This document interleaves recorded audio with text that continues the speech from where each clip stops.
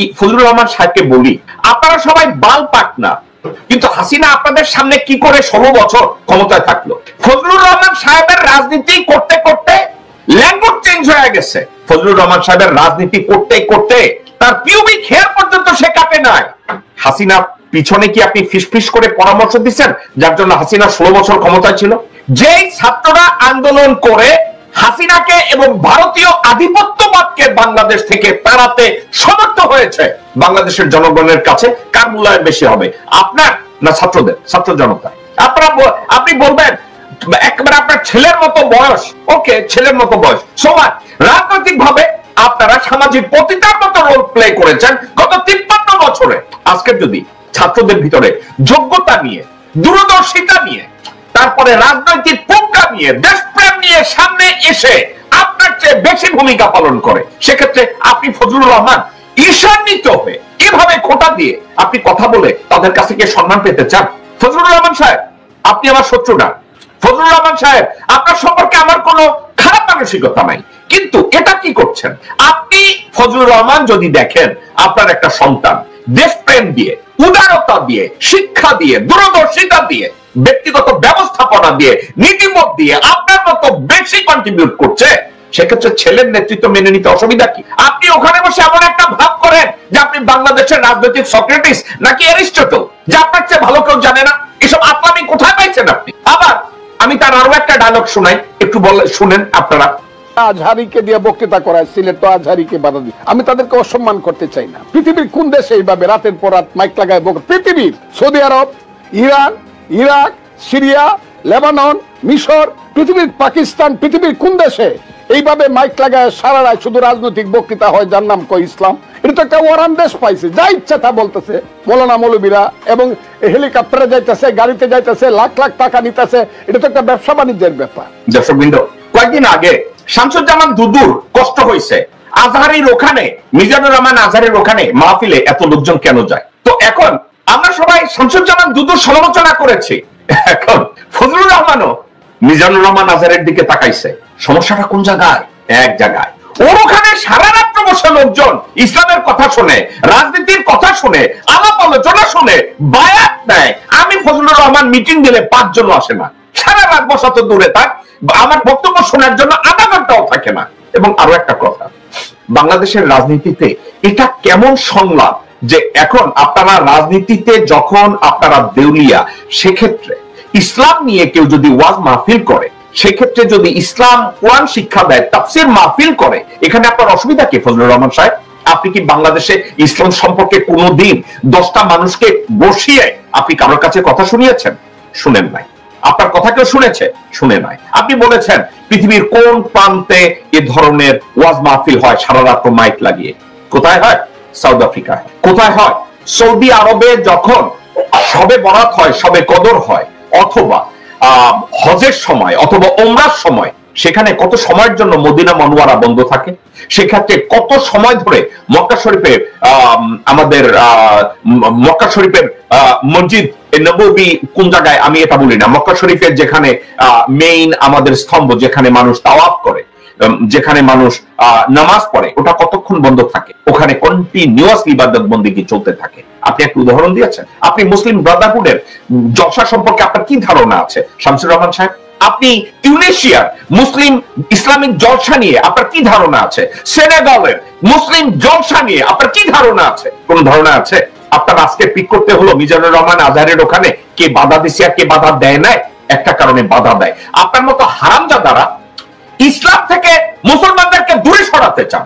আপনার মতো বদমাইশরা আধুনিকতার নাম দিয়ে মুসলমানকে একটা খারাপ, মুসলমানদেরকে একটা খারাপ নাম দিতে চান, কবিতা লিখতে চান, গদ্য লিখতে চান। আপনার মতো হারামজাদারা। ফজলুর রহমান সাহেব, আপনাকে আমি গালি কেন দেব?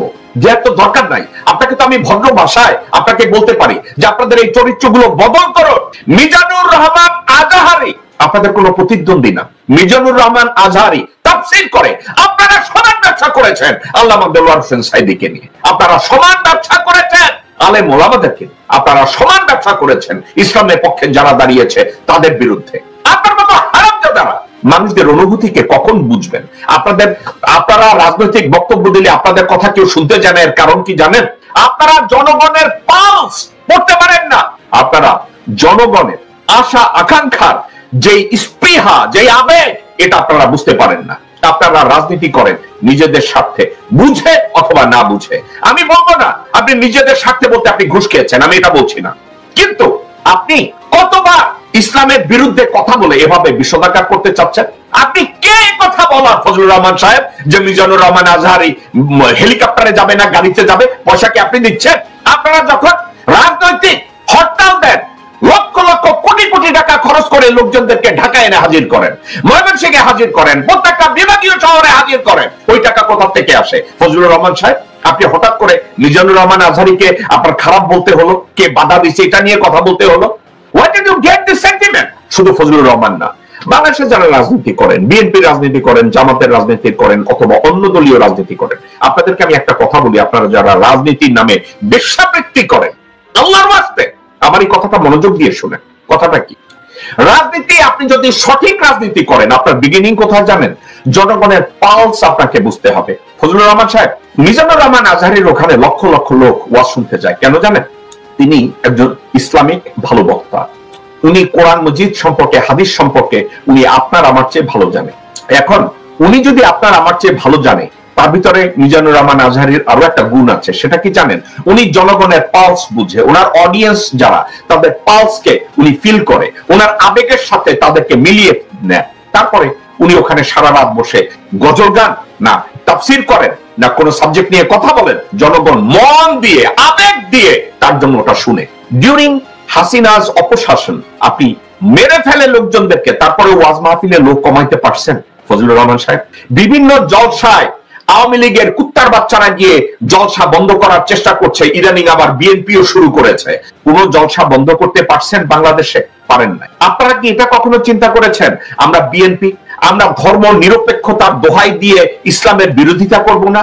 নাকি আপনারা ভারতের গু খেয়েছেন যে ইসলামকে আবার এখানে অপদস্থ করতে হবে, ছোট করতে হবে? দর্শকবৃন্দ, আবার আমি একটা ফজলুর রহমান সাহেবের আরো একটা ভিডিও আছে, আমি এটাও না দেখাতে চাই আপনাদেরকে, তার কথাবার্তা নমুনা শুনে। আরে তোদের 14 পুরুষের ক্ষমতা আছে নাকি? শেখ মুজিবুর দেশে আইসা আসলো 10 জানুয়ারি, আর 7 মার্চে সমস্ত আর্মি ভারতের বিদায় করে। তোদের 14 পুরুষের ক্ষমতা আছে রাজাকারের বাচ্চাদের। দর্শকবৃন্দ দেখেন, আমি অনেকে আমাকে বলে যে মিল্টন আপনার মুখ খারাপ, আপনি গালি দেন, আপনারা আমাকে বলেন না, কিন্তু আমাকে একটা কথা বলেন, বাংলাদেশের যারা রাজনীতি করে, রাজনীতি করতে গেলে তাদের ভিতরে দুটো জিনিস কি থাকতে হবে না? এক, জনগণের পালস বোঝা এবং জনগণের ভিতরে বিভাজন তৈরি না করা। এটা উচিত কি উচিত না? যেই রাজাকার শব্দ উচ্চারণ করে হাসিনাকে পালাতে হয়েছে, এখন বিএনপির একজন নেতা বলে রাজাকার, ফজলুর রহমান বলে রাজাকার, শামসুজ্জামান দুদু বলে রাজাকার, মির্জা আব্বাস বলে রাজাকার, কোথায় কোথায় বিএনপির নেতারা ইদানিং বলে রাজাকার। আপনারা বুঝেছেন কোথায়? এখন কি ভারতের কাছে তকমা নিয়েছে রাজাকার বলে আমাদের জনগণের মধ্যে একটা ডিভিশন তৈরি করার প্রয়াস? আমি যদি এটা বলি সেটাকে ভুল হবে? দর্শকবৃন্দ, একা একা চিন্তা করে দেখেন, এই রাজাকার, এই রাজাকার, এখন কথাটা হচ্ছে তারা বলছে রাজাকারের বাচ্চা। ফজলুর রহমান সাহেব, আপনি কি ভারতের কুত্তার বাচ্চা যে বাংলাদেশের ধর্মপ্রাণ একটা মুসলমানের সন্তানকে জামাত বা শিবির করে এই জন্য তাদেরকে রাজাকার বলবেন? আপনি কি শুয়োরের বাচ্চা? হু আর ইউ? বাংলাদেশের রাজনীতিবিদরা রাজনীতি করে জনগণের অনুভূতিকে বোঝার জন্য। বাংলাদেশের রাজনীতিবিদরা রাজনীতি করবে জনগণকে একতাবদ্ধ করার জন্য। বাংলাদেশের রাজনীতিবিদরা রাজনীতি করবে দেশের অস্তিত্বকে রক্ষা করার জন্য। বাংলাদেশের রাজনীতিবিদরা রাজনীতি করবে 17 থেকে 20 কোটি মানুষের কল্যাণ সাধনের জন্য। এখন আপনাদের রাজনীতি করার উদ্দেশ্য যদি এটা হয় যে রাজনৈতিক দলগুলো নেতারা এমন ভাবে মন্তব্য করবে ঢালাও ভাবে যে রাজাকারের বাচ্চা, উনি বলছে শেখ মুজিবুর রহমান না হলে সৈন্যদের পাঠানো হতো না। ফজলুর রহমান সাহেব, আপনার শিক্ষাকে আমি এখন কোশ্চেন করি, আপনার দূরদর্শিতাকে আমি কোশ্চেন করি, আপনার যোগ্যতাকে আমি কোশ্চেন করি। আপনি একটা অযোগ্য বুড়া, আপনার একটা হুবড়ি, আপনি একটা গাবর। কি জন্য জানেন? আপনারা সিম্পলিসিটি দিয়ে দেখেছেন মুজিব শেখ বাংলাদেশ থেকে ভারতীয় সেনাদের তাড়িয়েছে। উনি যদি বাংলাদেশের সেনাদের, ভারতীয় সেনাদেরকে বাংলাদেশ থেকে তাড়িয়ে থাকে, তাহলে পরবর্তীতে বাংলাদেশে 25,000 রয়ের সেল কেন পাওয়া গেল? ফজলুর রহমান সাহেব, আপনি কি আমার এই কথার জবাব দিবেন?